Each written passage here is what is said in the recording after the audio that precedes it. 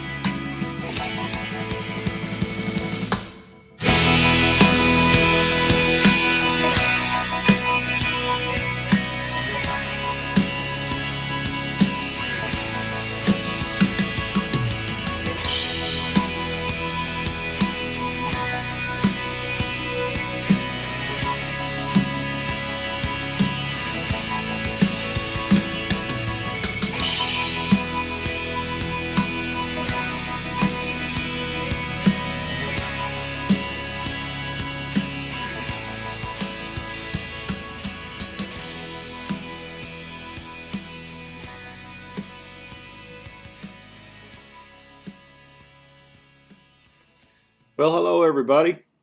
This is G36TNPilot. We had a fantastic week at Oshkosh this year, and a lot of amazing things to be seen and amazing people to meet and talk to and learn from. If you've ever had a chance to go to Oshkosh, you know what I'm talking about. But if you haven't had a chance to do that yet, I highly encourage you to do this. So what we're doing here, we had flown in Wednesday night late into Madison, Wisconsin to spend the night, refuel, and depart early Thursday morning for Oshkosh. So what we've done here is we've just taken off from the runway and we're heading on our GPS route direct to Ripon. My goal was early on in this day to try and be one of the first people at Ripon I could be that morning. At Oshkosh, departures leave from 6 a.m. to 7 a.m. every day. That means arrivals begin at 7 a.m. So as I had been watching traffic go in and out of Oshkosh beginning on Sunday before we are here on Thursday morning, I noticed that it was filling up really, really fast. General aviation camping was at 80%. And general aviation parking was 100% full this morning that you can see here, us flying in.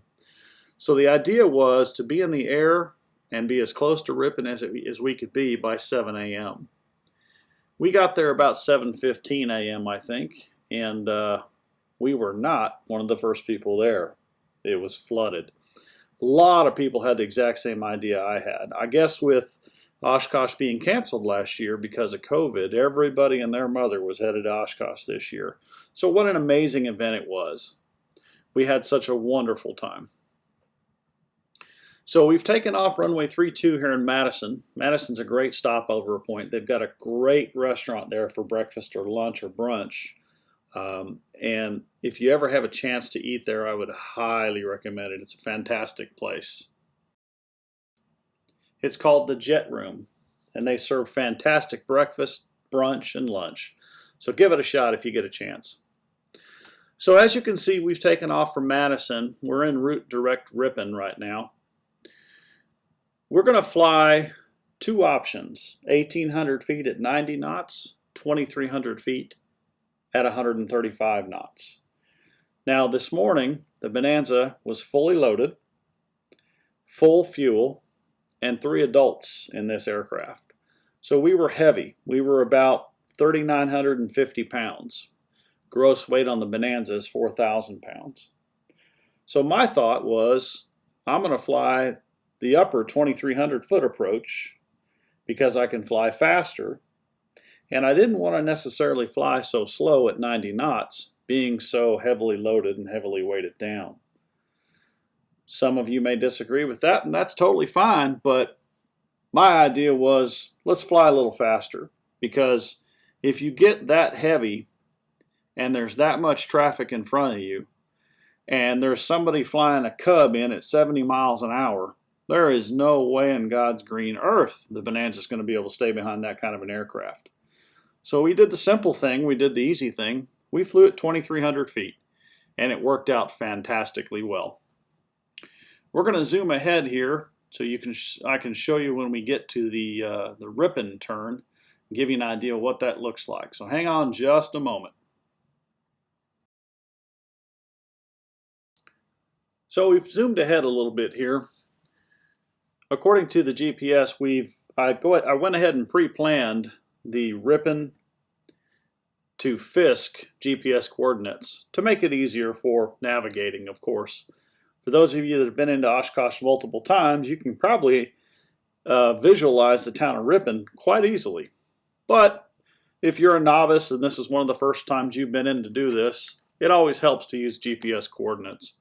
So we loaded those up, and I also was showing my co-pilot Jacob, my younger son, this entire process and all the details that go into it. Prior to this trip, our local club here in Bentonville, Arkansas, VBT, we had a gentleman from Oshkosh come down and give us the rundown on the NOTAM. And it was a fantastic event.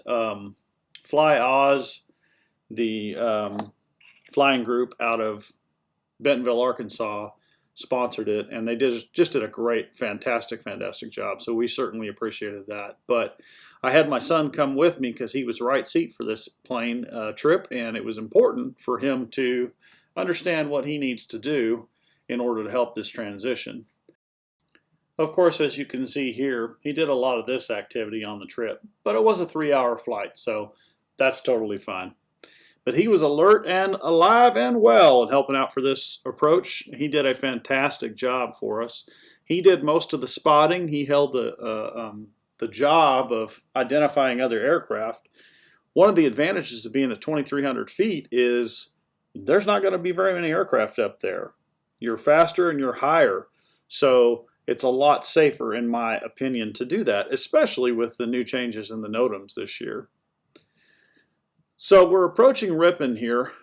I'm pointing it out to my son. You can kind of see it in front of us there, the little town of Ripon. It's the first transition point. They added 2 or 3 other transition points ahead of this flight this year for congestion at Ripon. So that was one of the changes where there's new changes.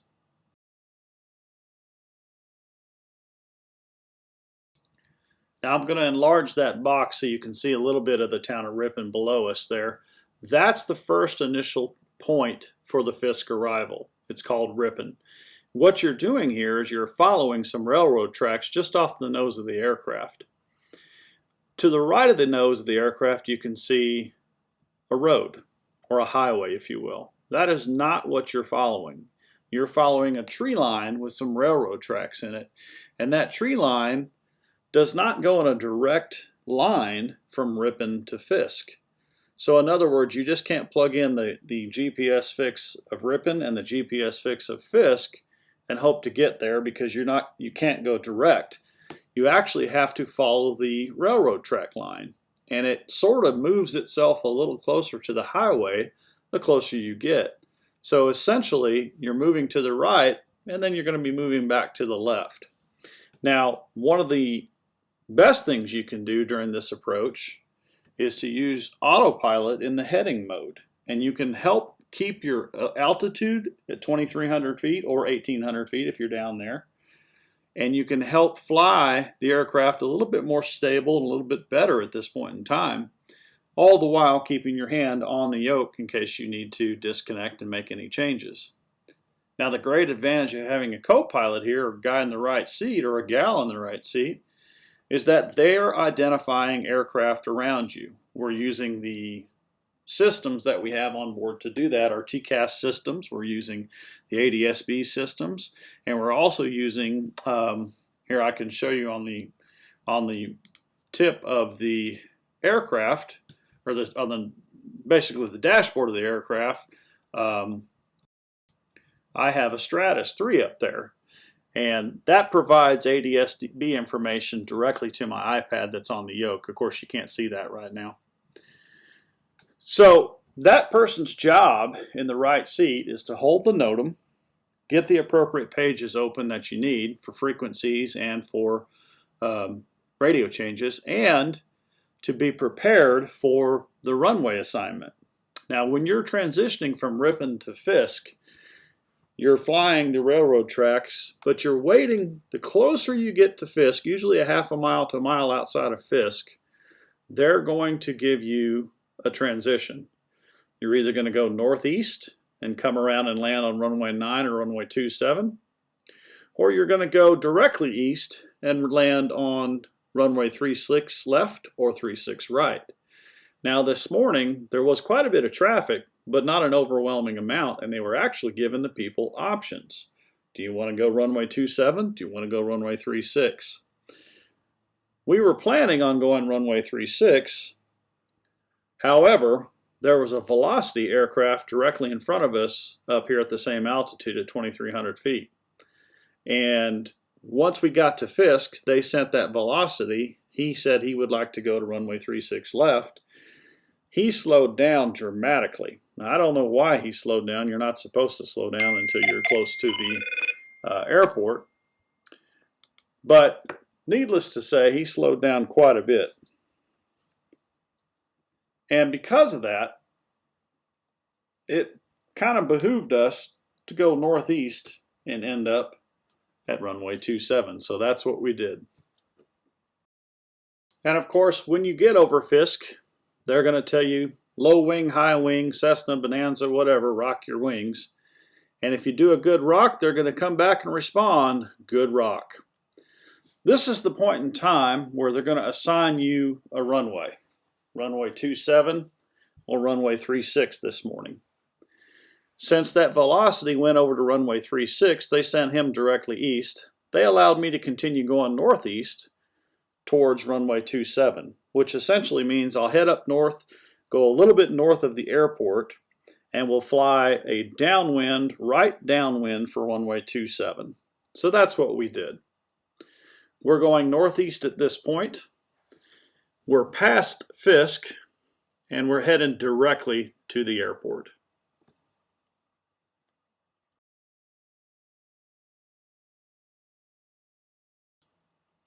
Right now, I'm identifying the airport for my co-pilot / navigator. It's over to our right. We're going through our checklists. What I was touching there was a new thing I got from Missionary Bush Pilot. It's a fantastic toggle switch checklist. If you haven't had a chance to get one, I would highly recommend it. They're 99 bucks.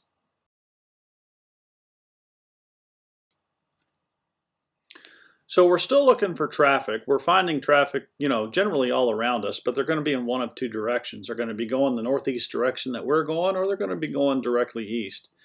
The vast majority of traffic this morning was sent directly east. We were lucky, I suppose you might say, because we got to go northeast, and because of that, there really wasn't too many planes ahead of us, so it worked out quite good. I'm going to expand this view so you can see much bigger view of the airplane. And it'll give you an idea of what it looks like flying into the runway itself. We had to fly to the green dot on runway 27. So you fly a right downwind, right base, and then right final, and then you extend down to the green dot, which would be the second dot on the runway. They didn't want me landing on the first dot because they had traffic directly behind us.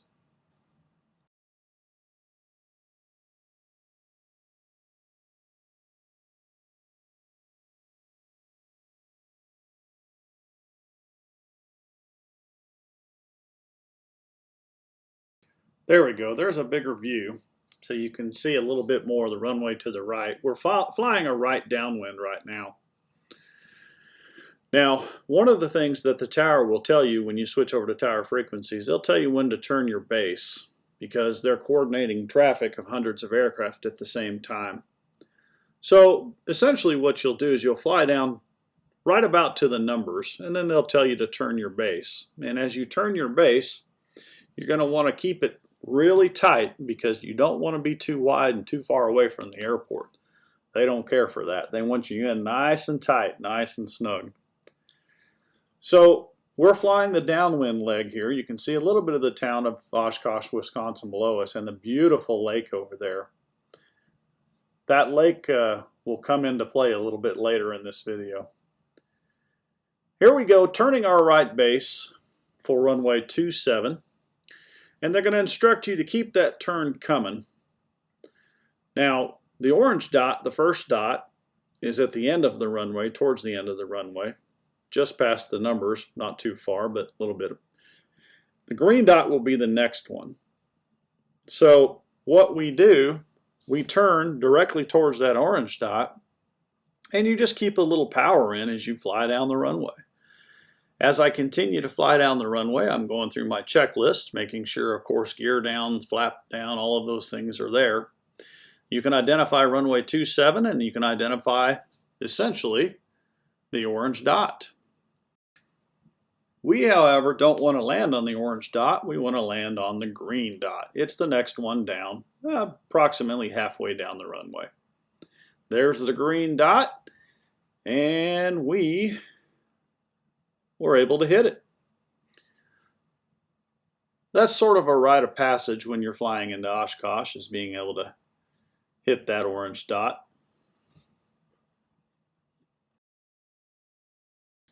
Now you're going to be instructed to get off the runway as soon as practically possible. So you're going to get onto the grass. There's some cones there, and of course you don't want to hit any of the cones if possible. So manage your speed and try and get off the runway as fast as possible. One thing to remember, I'm going to strongly encourage most pilots to do this, is to keep the yoke pressure in your lap. Pull that sucker back so that you can take the pressure off of those front wheels. Now all you're doing is you're following the guys in orange. They're going to point you where to go. You're not going to be talking on the radio. There's nothing to say to anybody. You're just following the guys in orange, and they're directing you essentially where they want you to go. And you can see I'm already following a plane in front of me that landed previously, and there's planes to my left taking off on runways 27 as much as there are planes coming into land on runway 27. Oshkosh is a great experience to fly into, but I would strongly recommend you fly in with somebody that's done it before for your first time. It's not a rookie event by any means. I was lucky enough to have a really good friend of mine named Britt, who is a cfii 1, cfii 2, flying with me in 2019 in our Columbia 300. So he was there, right seat, giving me instructions all the way, and I learned how to do this from him. So if you're doing this as a rookie, I strongly advise you, get some help, get some assistance. There's no shame in that because this is a high traffic area, and it's critically important that you do it right.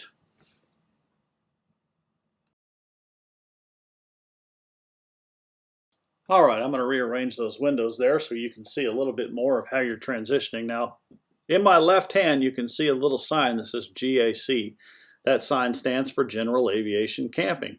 I just printed it out on a computer and ran it through a simple lamination machine, and it worked quite well. But that sign signals to the orange jacket folks where you're intending to go. And based upon that sign, they will direct you.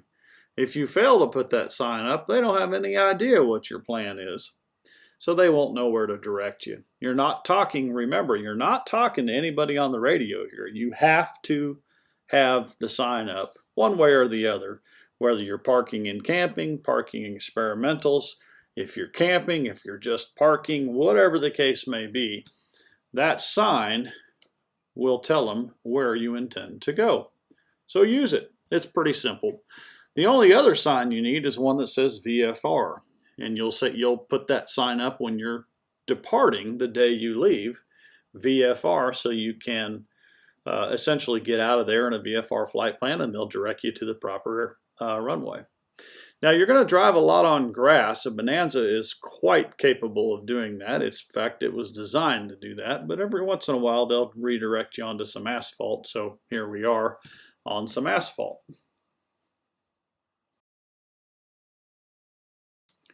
Now, we're intending to camp here, so we're following the appropriate directions to the camping site. Our particular campsite this year was the South 40, which means we were on the very bottom end of runway 36. Remember, we landed on runway 27, which means we've got an awful long trip to get all the way over to the south side of runway 36. But again, you simply follow the fellows and ladies in the orange jackets, and they will direct you where to go. No need to talk on the radio. None of that's even necessary. They will point you on the way to go. They may route you down some runways. They may route you down a couple of taxiways, regardless.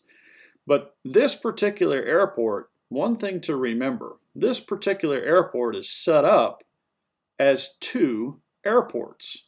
Runway 2709 is one runway and one particular airport. Runway 36, runway 18 is a second particular airport, and it's kind of treated as such because they can increase capacity in operations by running those two different runways at the same time if it's done safely. And of course, years and years of planning have gone into Oshkosh to keep this particular activity safe, and it works very, very well. There are many, many thousands of volunteers that volunteer to help out and work at Oshkosh, and while we were there, I saw numerous locations where they were asking for volunteer help. So if you ever find the need to help or would love to be a part of this, there are many, many opportunities to help out at Oshkosh. One of these years, I think I would like to do that myself. I think it would be a tremendous amount of fun. There's so many things to do and see at Oshkosh. Air shows, vendors, people to meet.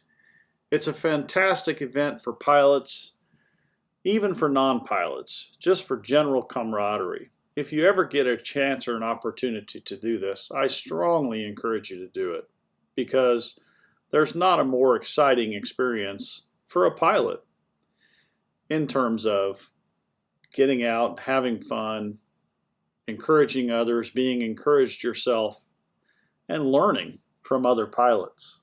There's a tremendous amount of benefit in learning from other pilots. That's the primary reason we do this YouTube channel, is to be able to share our experiences and learn from other pilots. So we're going to taxi here for quite a ways. I'm going to speed this up just a little bit so you can have a better idea of how that looks. And we'll pick it up when we get back to the campsite.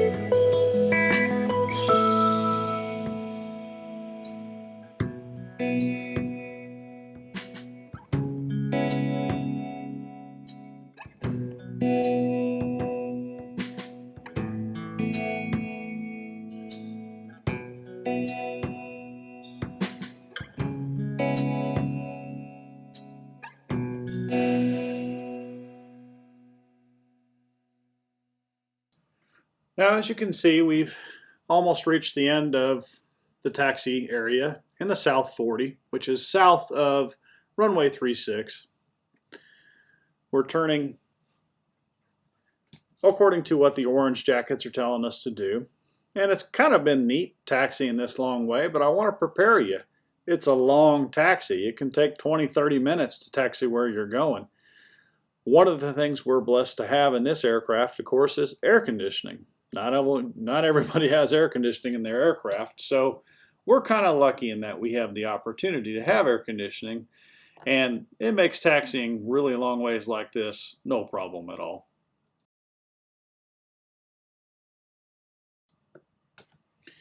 We've been following traffic to this campsite for quite a while now, and there's a lot of area to cover. Keep that yoke in your lap. Remember, keep the pressure off that nose gear because there's a lot of bumps and bounces, and you don't want anything to mess up that front nose gear whatsoever.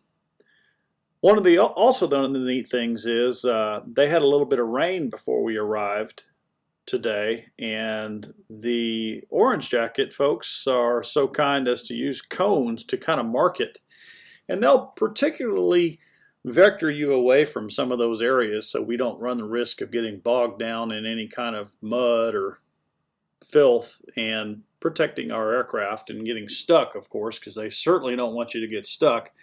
Boy, that would put a ginormous kink in the whole operation. So one of the things you can see here is there's a plane trying to depart and two planes trying to get to the parking area. And there's a little bit of confusion here. Not too many folks knew what was going on, but we got it worked out and we got past it. Directly off my nose, you can see what looks like some stuff on the grass there, some sort of mesh that they had put down. That's kind of a known low spot where there's some moisture and mud and gets in there, and so they put a mesh down to drive over that. And anytime you see mesh, always drive towards it because it'll keep you out of the muddy areas. Anytime you have traffic that's crossing down the same path like this, it's kind of tough, but we got a high wing coming out and we got two low wings going under, so we were able to get pretty close and not create a problem for each other. But again, you're just following the orange jackets, and of course you can see a few people out here helping to direct that aren't wearing orange jackets. They're just good Samaritans, and we certainly appreciate them helping. So as we taxi a little further along, you get to see a lot of aircraft along the way and some pretty neat aircraft. They have buildings set up all over. If you'll look to the right there, you can see a green roof building. That's a commissary, essentially, a grocery store. And you can see the metal building there next to it. That's the shower facilities. Their shower facilities are actually quite nice, I have to admit.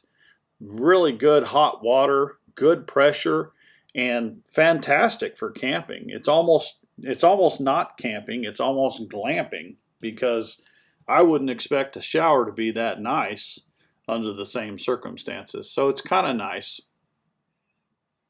You can see all the tents that are set up. People come and set up tents. I had all kinds of problems with my tent. My tent collapsed a couple of times. Of course, it could have been user error for all I know, but one of the things that did drive me crazy was the dadgum air-up mattress. That air-up mattress went about half flat halfway through the night, and oh my goodness. Last thing you want to do is be messing with a mattress in the middle of the night.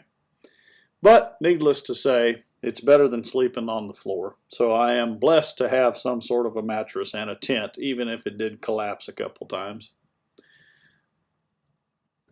We had a lot of battery backups and chargers available, but if you do need to charge or power up anything or recharge your phones or recharge your devices, over at that grocery store area there's plugs outside along with some picnic tables that you can set and do that at, and it helps to have somewhere to plug in and recharge your products.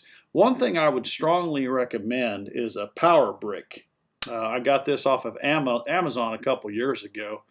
It's literally a square brick. It weighs about as much as a brick, but it'll charge up to 100%, and it lasted between 3 cell phones, airing up air mattresses, all that kind of nonsense, headphones and whatnot. It lasted 3 full days without needing to be recharged at all. So it was fantastic. So here's where our final destination is. I think they're turning us down row 171. Yes, that's 171 rows. There were over 12,000 aircraft in and out of Oshkosh this week. And what they do is they just kind of park you next to each other like this, and then they'll fill in as the week goes on. Sometimes people will leave and it'll open up spaces and they'll move new people in. But the orange jackets, they're always there to help, and we're following them to our destination. So you can see in the upper left another aircraft taking off. Remember, there's aircraft taking off and aircraft landing all at the same time. Oshkosh operates as 2 different airports. That's how they make that happen, and it's pretty amazing. These guys in the orange jackets will help you out. They helped us out tremendously, and you'll register once you park.